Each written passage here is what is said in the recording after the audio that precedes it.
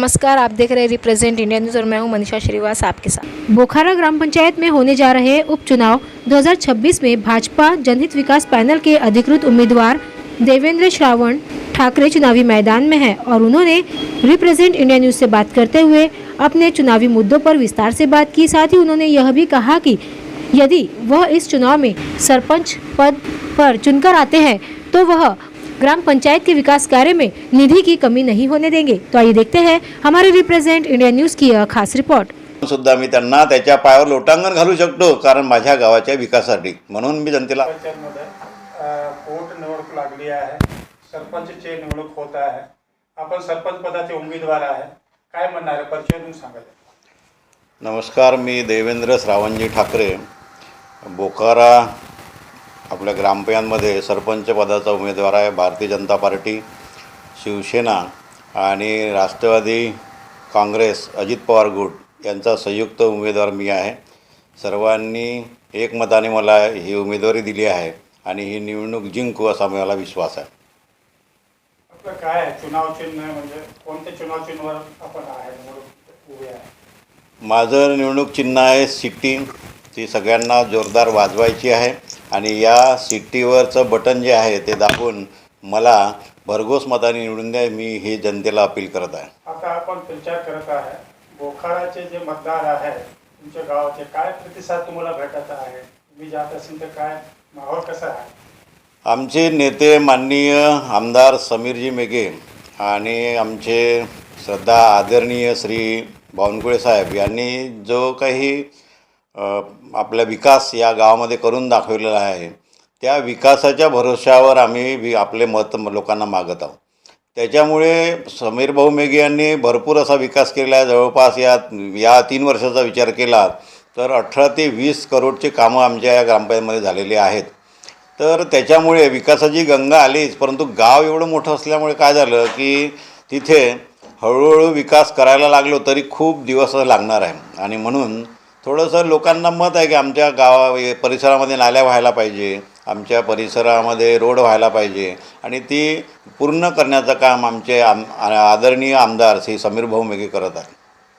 मागील काही वर्षापासूनच्या काही एक बोखारा ग्रामपंचायतमध्ये भ्रष्टाचार समोर आला आहे।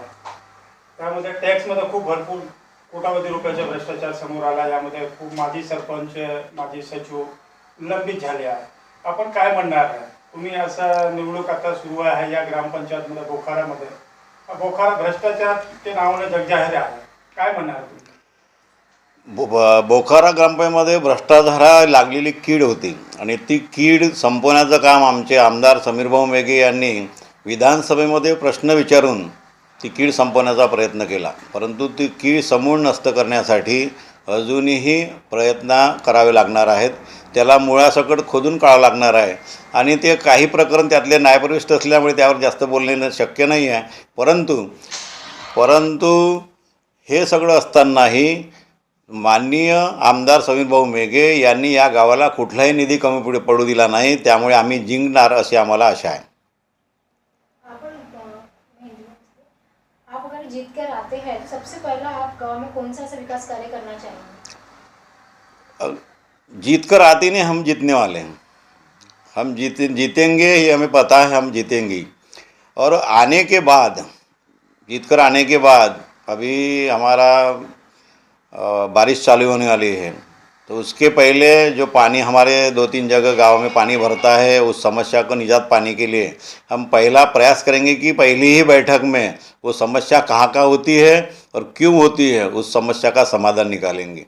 उसके बाद 2026 साल चालू है अभी, तो 2026 में हमारा मानस है कि 2026 में हमारे गांव में जो अच्छे पेड़, सुंदर पेड़ दिखने वाले ऐसे 2026 पेड़ लगाएंगे हम। वो भी पेड़ लगाएंगे नहीं तो उस कठड़े के साथ लगाएंगे, लोहे के कठड़ा लगाएंगे, उसमें ग्राम पंचायत का नाम होगा और ये परिसर का नाम होगा और जिस परिसर में वो दिया जाएगा वो प्लाट धारक को उसकी जिम्मेदारी भी सौंपी जाएंगी और वो एक स्पर्धा आयोजित की जाएगी जिसके घर के सामने वाला अगर पेड़ अच्छे से ग्रो करता है तो उसको एक मानधन बोले या एक कोई पुरस्कार उनको दिया जाएगा। शेवटचं तुम्ही बोखाराचे जे मतदार आहे, मतदाता आहे, त्यांना काय आवाहन करणार आहे? काय म्हणणार? बोखाराच्या सुजाण नागरिकांना मी आवाहन करतो की बोखारामध्ये जर खरंच विकास करायचा असेल तर आमच्यासारख्या या कार्यकर्त्याला, माननीय समीर भाऊ मेघेंच्या कार्याला प्रगती देण्यासाठी आम्हाला निवडून द्यायला पाहिजे. कारण समजा मी निवडून आलो तर मी माननीय समीर भाऊ मेघेकडे जाईल, मी माननीय मंत्री बावनकुळे साहेबाकडे जाईल, मी माननीय केंद्रीय मंत्री गडकरींच्या घरी जाऊन लोटांगण घालू शकतो विकासासाठी. परंतु दुसरे कोणी जर निवडून आले तर त्यामध्ये तर सगळे म्हणजे टॅक्स चोर आहेत. त्यामध्ये दुसरे जे आहे ते व्यावसायिक आहेत. ते फक्त दिवाळी दसऱ्यासारखं इलेक्शनला पाहतात. जेव्हा दसरा आहे, ते दिवाळी येते, तेव्हा जसं आपण पोरांना कपडे घेऊन देतो नवीन, तसे हे एक जे आमदार आहे, आमचे सरपंचाचे उमेदवार आहे, हे सुद्धा निवडणूक आली की बरोबर एरियामध्ये परिसरामध्ये उभे राहतात आणि लोकांना नमस्कार करतात. आम्ही तसे नाही. आम्ही रोज सकाळी 7 ते 9 आमचा हा कार्यक्रम आहे. रोज सकाळी वार्डात फिरतो. जेव्हा मी पदावर नव्हतो, आता पदावर येईल तेव्हाही, पदावर नव्हतो तेव्हाही फिरत होतो आणि आताही पुढे फिरणार. 7 ते 9 आमचा कार्यक्रम आहे. प्रत्येक वार्डातली समस्या माहीत आहे, कुठला रस्ता कुठे जातो हे माहीत आहे.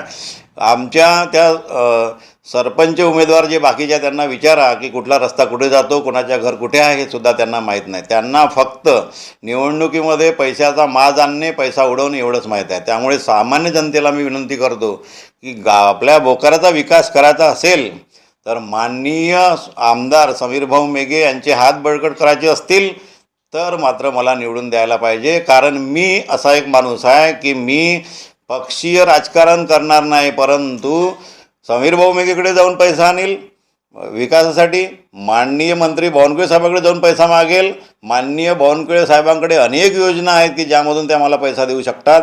माननीय केंद्रीय मंत्री नितीनजी गडकरी यांच्याकडे जाऊन सुद्धा मी त्यांना त्याच्या पायावर लोटांगण घालू शकतो, कारण माझ्या गावाच्या विकासासाठी. म्हणून मी जनतेला आवाहन करतो की मला निवडून द्या.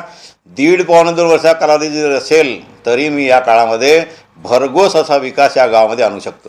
तुमचे विरोधी पक्षामध्ये 2 उमेदवार आहेत आणि ते उमेदवार प्रचार करत आहे, ते आरोप लावत आहे की या ग्रामपंचायतमध्ये जे सत्ता होती, सत्ताधारी भारतीय जनता पार्टी, ते त्यांनी खूप मोठा भ्रष्टाचार केला आहे.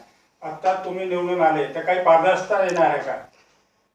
सगळ्यात मोठा घोटाळा त्यांनीच करून ठेवला आहे. टॅक्स घोटाळा सगळ्यात मोठा घोटाळा आहे. आता ते नाव घेतं की आज बोखारा ग्रामपंचायतीमध्ये सत्ताधारी होते त्यांनी घोटाळा केला आहे. बुवा, आमची सत्ता येऊन झाले किती दिवस, आमचे सरपंच होते किती दिवस, याचा जर विचार केला, आमच्या सरपंचांना माननीय स्वर्गीय श्री गोमाज साहेब यांना जवळपास 2 वर्ष हा काळ मिळाला आणि 2 वर्षा काळामध्ये त्यांनी विकासाचा झंझावात सुरू केला होता. परंतु देवाला ते मान्य नव्हतं. देवांनी त्याला देवाज्ञा केली, ते निघून गेले. पण त्यानंतर मात्र काम मात्र सुरू राहिले. आता यांना असं वाटते की कामं झाले म्हणजे इथे घोटाळा आहे. कामं करणे हा घोटाळा नव्हे, तर कामं करणे हा विकास आहे. त्यांना जेव्हा कळेल तेव्हा मात्र तेही तोंडात बोटं घालतील.